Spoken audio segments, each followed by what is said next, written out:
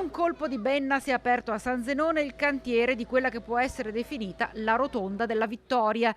Sì, perché per la prima volta un piccolo comune l'ha spuntata sul colosso della regione Veneto, vincendo sia il ricorso al TAR, dopo la diffida presentata dal sindaco Marin, sempre alla regione, per impegni non rispettati, che quello al Consiglio di Stato.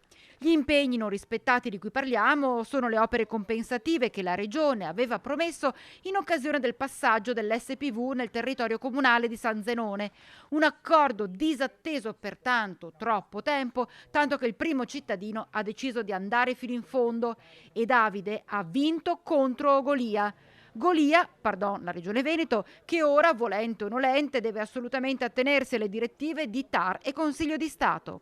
La Regione ha anche già convocato la conferenza di servizi come imposto sia dal TAR che dal Consiglio di Stato, conferenza di servizi che abbiamo anche già chiuso con l'approvazione di quelle che sono le linee programmatiche appunto per la realizzazione di quest'opera e tra l'altro il 5 di ottobre adesso avrò anche l'incontro con la vicepresidente De Berti proprio per parlare e programmare come bisogna fare tra enti con il dialogo la realizzazione di tutta l'opera. Oggi siamo qui per il primo stralcio. Questo primo stralcio riguarderà la parte est dell'arteria, proprio partendo dal centro di San Zenone.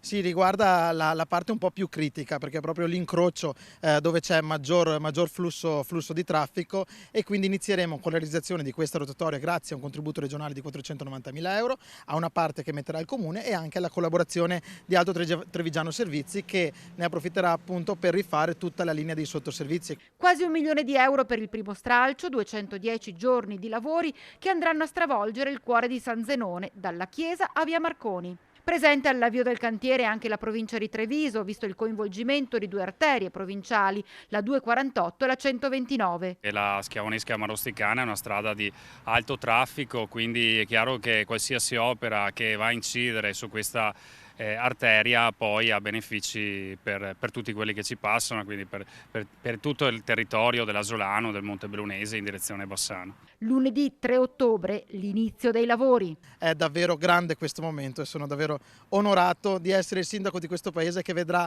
di avere un nuovo volto per il suo centro.